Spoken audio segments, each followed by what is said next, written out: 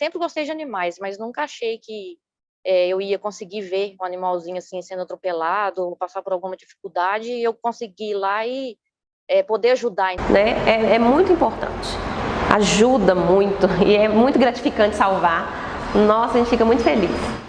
Então, quando eu vi que literalmente eu pude ajudar e o animal estava bem, nossa, foi uma sensação de alívio. Não tem dinheiro no mundo que pague. Não usei para salvar meu cachorro, mas usei para salvar um cachorro de outra pessoa. Olá, seja bem-vindo ao nosso treinamento de socorrista PET. Meu nome é Karina Henrique, sou médica veterinária e professora da Rede Formar. Nesse nosso treinamento, eu vou ensinar como tutores, pais de pet, adestradores, tosadores, protetores de animais conseguem salvar a vida de cães e de gatos, mesmo sem elas serem médicas veterinárias. Você deve estar pensando aí que isso seja algo impossível de acontecer. E eu confesso que em algum momento eu também acreditei que isso jamais aconteceria. E alguns médicos veterinários acreditaram e ainda acreditam que isso seja de fato impossível. Eu pude ver com meus próprios olhos pessoas comuns salvando a vida de animais. Vejam só esses exemplos. Meu nome é Érica, eu tenho 41 anos, eu sou aqui de Contagem, né? Aqui de Minas Gerais. E há mais ou menos 45 dias atrás, a minha vizinha, ela tem York, 3 Yorks. E ela foi dar banho nas Yorks no domingo, e ela põe as Yorks para secar em cima de uma cadeira no quintal. E uma das Yorks dela caiu. E elas sabem que eu fiz os primeiros socorros e me chamou, porque eu já socorri eles outras vezes com alguma coisa dos cachorros. E quando eu cheguei lá, que ela me entregou a cachorra, eu vi que a cachorra não tinha pulsação. E a cachorra estava em parada cardiorrespiratória. E aí eu comecei a manobra, que é a massagem, né? Só que eu precisava fazer a respiração. Quando eu vi que o batimento dela tinha voltado, mas ainda muito fraco, aí a gente fez o deslocamento dela para o veterinário. Mesmo assim, ainda continuei as manobras e o processo de respiração que ela não estava, né? E aí, quando eu cheguei lá no veterinário, que eu entreguei ela para a veterinária, aí eu vim embora, aí a veterinária chamou a proprietária dela e falou que ela tinha que agradecer muito a mim.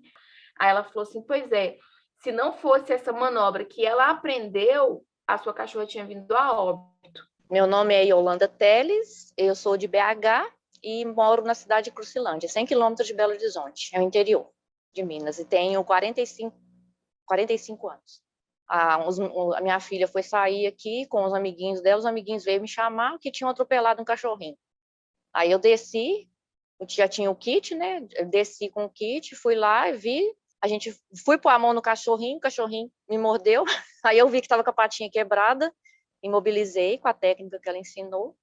E como a veterinária aqui da minha cidade é pertinho, coloquei no carro e já levei para a veterinária. Minha irmã veio no sábado de manhã e falou comigo que a cachorra tinha entrado no trabalho de parto à meia-noite e que só tinha nascido 3 cachorrinhos. Um nasceu morto, o terceiro nasceu morto e que ela não estava... E a barriga dela estava muito grande, né? Para ter parido só 3 cachorros e ela ainda não estava tendo contração. Aí eu fui para olhar, né? Para ver como é que estava acontecendo, o que estava acontecendo. Aí eu dei um toque, né? Que nem a Karine ensinou para a gente, que quando tivesse com dificuldade de parir, a gente teria que colocar uma luva para depois que o cachorro nascesse, não houvesse rejeição da cadela, né? Com os filhotes, por causa do cheiro humano. E dei um toque nela com os 2 dedos, igual ela ensinou, e depois eu aguardei um tempo e ela começou a parir, sabe? Não precisou eu retirar os fetos, não. Os bebezinhos, não. Ela foi parindo e pariu 7, né? Os 7, só o terceiro que nasceu com má formação e não sobreviveu. Mas os outros já estão aí grandes, já foram doados, alguns têm outros para trás, e eu fiquei muito feliz por ter feito alguma coisa. Bacana, né? Você viu como é super possível? Bom, agora deixa eu te mostrar como eu cheguei até aqui. Eu também sou um pouco como você. Há exatamente 23 anos atrás, eu também queria saber o que fazer para salvar a vida do meu cachorrinho. Quando eu tinha 7 anos de idade, eu ganhei meu primeiro animal de estimação. Era um cachorro sem raça definida que se chamava Bob. Como eu sou filha única, ele era a minha melhor e a minha única companhia. Um dia eu cheguei em casa e me deparei com o Bob tremendo demais e babando muito. E pedi que meu avô, junto comigo, levasse o Bob no veterinário.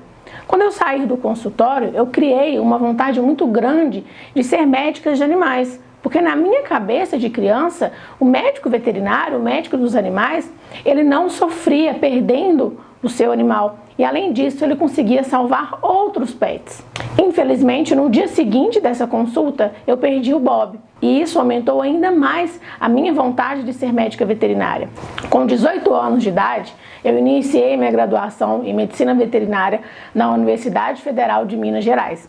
E com 24 anos eu realizei o meu maior sonho, que era me tornar médica veterinária. Logo que eu me formei, eu já comecei a trabalhar numa clínica veterinária em plantões noturnos e aos fins de semana. O meu primeiro atendimento aconteceu numa madrugada. A campainha tocou e quando eu fui atender, era um tutor um pouco mais velho, extremamente desesperado, com um pincherzinho no colo. Durante o atendimento, o veterinário, além de avaliar fisicamente o animal, ver o animal, tocar no animal, a gente deve fazer perguntas para tentar entender o que aconteceu e o que está acontecendo com aquele nosso paciente. Durante essas perguntas, eu havia descobrido que esse tutor tinha feito um bife bastante acebolado e que tinha fornecido todo o restante da cebola para o seu animal, que acabou comendo tudo. No exame físico, eu tinha observado que esse animal ele estava com sinais de que ele tinha vomitado, que ele tinha tido episódios de diarreia e, além disso, ele tinha vários pontos de hemorragia. Ao perguntar ao tutor se ele sabia sobre a gravidade da intoxicação por cebola, da gravidade de fornecer cebola para o animal, o tutor tinha dito que ele não sabia que a cebola era tóxica. Muito pelo contrário, ele acreditava que a cebola fazia bem para os animais da mesma forma que ela faz bem para os seres humanos. Infelizmente, esse pincherzinho morreu naquele mesmo prontão. Um outro paciente que também me chamou muita atenção, que marcou muito a minha trajetória, foi um pitbull que chegou na clínica com um quadro muito grave de hipóxia, que é quando o animal não está conseguindo oxigenar, ele não está conseguindo respirar. Ele não estava conseguindo respirar porque ele tinha sofrido uma picada de abelha, a língua dele estava muito inchada, a garganta estava inchada, a boca estava inchada e por isso ele não conseguia respirar direito. Se esse tutor tivesse demorado mais alguns minutos, muito provavelmente esse animal chegaria sem vida no consultório. Um outro paciente que também me marcou foi um animalzinho de rua que sofreu uma agressão por uma pessoa. Esse animal tomou uma paulada na cabeça e essa paulada resultou no prolapso de globo ocular, que é quando o olhinho do animal fica para fora. Esse animal foi resgatado por uma protetora que levou esse animal para a clínica veterinária. E lá na clínica veterinária a gente realizou todos os procedimentos, esse animal foi encaminhado para um bloco cirúrgico e infelizmente ele perdeu esse olhinho aí por conta dessa pancada. Tanto esses 3 casos que eu trouxe para vocês quanto outros poderiam ter tido um desfecho melhor. Foi aí que eu comecei a perceber que o que havia acontecido comigo há 23 anos atrás ainda aconteciam com pessoas todos os dias. Foi aí que eu tive uma ideia. E se os tutores de animais tivessem acesso a conhecimentos de primeiros socorros, desde que, é claro, não ultrapassasse os meus limites da ética veterinária? Quantos animais que poderiam ser salvos? Quantas pessoas, quantos tutores de animais que poderiam salvar a vida de cães e de gatos, mesmo sem ser médicas veterinárias? Quantos animais seriam atendidos nas clínicas e poderiam ter uma chance de ter um desfecho melhor? E diante disso, eu comecei a pesquisar se havia algum conteúdo que passasse esse tipo de conhecimento para essas pessoas. Foi aí que eu reuni dezenas de técnicas fáceis e rápidas de aprender por qualquer pessoa. Quando eu vi essas técnicas, eu comecei a perceber que poderia existir uma metodologia realmente eficiente que fosse de fato ajudar os tutores a salvar os seus animais e, além disso, ajudar com que os veterinários tivessem o maior sucesso durante os seus atendimentos, diminuindo o óbito e diminuindo as sequelas dos animais acidentados. Então eu vi que eu precisava ensinar isso para o mundo, porque seria uma metodologia fácil, rápida e simples que qualquer pessoa poderia aprender. E eu vou trazer isso hoje porque esse é o melhor momento da humanidade para aprender. Por quê? Primeiro, porque hoje temos uma facilidade de acesso a novos conhecimentos que podem ser aplicados inclusive por você. Segundo, porque a gente tem uma possibilidade de aprender isso daqui de uma forma remota em qualquer lugar do mundo. Em terceiro lugar, e também muito importante, é que os animais deixaram de ser apenas animais e passaram a se tornar filhos. Cada vez mais a gente vê os animais dentro dos lares das pessoas. E é estatístico que em algum momento da vida o seu animal vai precisar de você. E se você não estiver preparado, infelizmente pode ser o fim da linha do seu animal. Mas se você estiver preparado, você consegue salvar a vida de cães e de gatos, mesmo sem ser um médico veterinário. Agora, antes de qualquer coisa, você precisa conhecer quais são os personagens que vão estar envolvidos na vida de um animal. O primeiro personagem é o vilão. É aquela pessoa má, aquela pessoa que bate, é aquela pessoa que atropela porque ela tem a vontade de atropelar, aquela pessoa que envenena. E eu acredito muito que você não seja esse vilão. Muito pelo contrário, que você seja aquela pessoa que é totalmente contra as condutas desse vilão. E eu preciso que você entenda também que o vilão não necessariamente vai ser alguém, vai ser uma pessoa. O vilão também pode ser uma circunstância. Pode ser uma laje, por exemplo, o animal tem uma queda de uma laje. Pode ser uma planta comigo ninguém pode no seu jardim. Pode ser um comprimido que você deixou de fácil acesso para o seu animal se intoxicar. Ou seja, o vilão pode ser uma pessoa que faz uma maldade com o animal, mas também pode ser uma circunstância. Um outro personagem que é muito comum é o desligado. É aquela pessoa que fala que ama os animais, mas parece que ela fala só da boca para fora. Quando ela está diante de um animal que foi atropelado, ela até fala, tadinho, porém ela deixa para que alguém faça alguma coisa por aquele animal. E ela continua a vida dela andando. Ou seja, ela apenas fala que ama os animais, mas não faz absolutamente nada para ajudá-los. O barata tonta é aquele personagem que também fala que ama os animais, porém ele não tem nenhum conhecimento. E por ele não ter conhecimento, ele acaba desesperando muito em uma situação de perigo.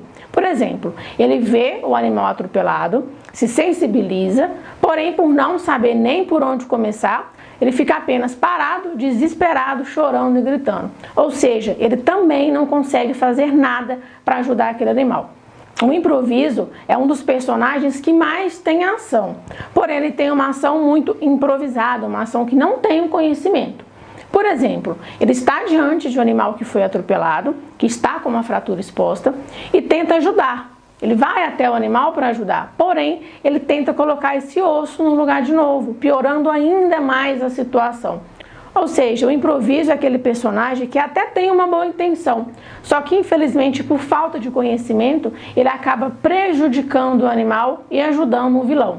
O último personagem, e um dos mais importantes na vida de um animal, é o anjo. É aquela pessoa que sabe fazer e faz. Quando ela vê o animal atropelado, ela age com calma e ela sabe exatamente quais são os passos para salvar a vida daquele animal. Ela sabe identificar e minimizar as hemorragias, as fraturas, sabe identificar uma parada cardíaca e uma parada respiratória. O anjo é aquela pessoa que sabe identificar os riscos, que sabe comunicar com os sinais que o corpo do animal fala e que consegue salvar a vida de cães e de gatos, mesmo sem ela ser médica veterinária. E na próxima aula eu vou te ensinar quais são as 3 habilidades indispensáveis para você salvar a vida de um animal atropelado, mesmo não sendo um médico veterinário. E agora eu vou te pedir 4 coisas. A primeira é que você comente aqui na nossa página o que você achou dessa aula e qual personagem que hoje você se enquadra. O segundo pedido é que se você quiser ter um pouco mais de interação comigo, que você entre no nosso grupo do Facebook. O botão vai estar na nossa página e é lá que eu vou estar respondendo vocês. E além disso, é através desse nosso grupo que vocês têm uma troca de experiências. Mas não se esqueça de deixar o seu comentário nessa página aqui também, tá? O terceiro pedido é que você siga a gente nas nossas redes sociais, no Instagram e no Facebook. O link também vai estar aqui na nossa página. O quarto pedido, e também muito importante, é que se você conhece alguém que precisa desse conteúdo, que você compartilhe com ele o link para que ele também possa participar. Então, eu vou ficando por aqui e eu te espero na nossa próxima aula. Bom, meu nome é Josiane, eu tenho 28 anos, eu sou daqui da cidade de Sete Lagoas. Eu tenho uma gata, a Faísca, e uma cachorra, a Luna. A Faísca vai fazer 3 anos e a Luna vai fazer 7 agora, em dezembro. Nem a Luna está comigo desde que ela tinha 45 dias, vai fazer 7 anos agora. E já aconteceu situações com ela de que eu fiquei desesperada, não sabia como resolver, e geralmente essas coisas acontecem pela madrugada, na manhã, e você nunca sabe o que fazer, né? Ou não tem um veterinário para estar levando. Aconteceu até um fato, uma vez que os cachorros atacou ela na rua, no momento que eu estava indo para trabalhar, às 7 horas da manhã, sabe? Já teve caso de gatos que eu tive que foi atropelado também. Fora isso, outros animais de rua também, porque eu colocava assim no meu entendimento, no meu coração, de que eu poderia fazer alguma coisa, sabe? Mesmo que isso poderia levar ao óbito do animal, chegar à morte do animal, mas eu saberia que alguma coisa eu fiz para ajudar. A gente teve aula, né, de primeiros socorros, a Karine falou sobre distocia, né, que é a dificuldade da cadela em parir em parto normal. A cachorra da minha irmã, ela já teve cria uma vez, ela pariu 5 filhotes, que era um cachorro de médio porte, foi super tranquilo. Na segunda vez agora, ela pariu 7, né, porque fugiu, foi para a rua, cruzou com muitos cachorros e cachorro maior do que ela. Aí a minha irmã veio num sábado de manhã e falou comigo que a cachorra tinha entrado em trabalho de parto à meia-noite e que só tinha nascido 2 cachorrinhos, 3 cachorrinhos. Um nasceu morto, o terceiro nasceu morto, e que ela não estava. E a barriga dela estava muito grande, né? Para ter parido só 3 cachorros e ela ainda não estava tendo contração. Aí eu fui para olhar, né? Para ver como é que estava acontecendo, o que estava acontecendo. Aí eu dei um toque, né? Que nem a Karine ensinou para a gente, que quando tivesse com dificuldade de parir, a gente teria que colocar uma luva para depois que o cachorro nascesse, não houvesse rejeição da cadela, né? Com os filhotes, por causa do cheiro humano. E dei um toque nela com os 2 dedos, igual ela ensinou, e depois eu aguardei um tempo e ela começou a parir, sabe? Não precisou eu retirar os fetos, não, os bebezinhos, não. Ela foi parindo e pariu 7, né? Os 7, só o terceiro que nasceu com má formação e não sobreviveu. Mas os outros já estão aí grandes, já foram doados, alguns têm outros para trás, e eu fiquei muito feliz por ter feito alguma coisa, né? Parece que o animal está conversando com você no olhar, tipo assim, me ajuda, eu quero sair dessa situação, sabe? Foi assim, ai, muito, muito legal, é que nem uma mulher mesmo quando está para dar à luz, né? Você vê a barriga mexendo, se contraindo, ela se esforçando, pedindo ajuda com o olhar para você fazer alguma coisa ali na hora, e você fazer e ver que no final tem um resultado positivo é muito bom. Inclusive, quando acontece alguma coisa com os cachorros aqui na rua, geralmente eles procuram a mim, né? Como se eu fosse uma veterinária. Aí eu dou alguns toques, alguns conselhos, mas eu sempre falo, procura o veterinário, porque eu não posso passar medicação, eu não posso falar nada mais a fundo assim. E de toda forma, você tem que levar o veterinário. Você tenta isso primeiro, algumas, né, coisas básicas que a gente pode falar, e se caso não melhorar, não ajudar, é veterinário, entendeu? Porque só ele vai saber realmente o que fazer. E tem até a dentista que trabalha lá no posto de saúde onde eu trabalho, ela se interessou muito em estar fazendo o curso, no momento ela está fazendo especialização na área dela, só que ela se interessou muito em fazer, porque ela perdeu a gatinha que ela tinha, né? E ela não queria para trabalhar, mas queria para ter uma noção do que fazer quando acontecesse com os animais dela. Aí, e eu indico, super indico.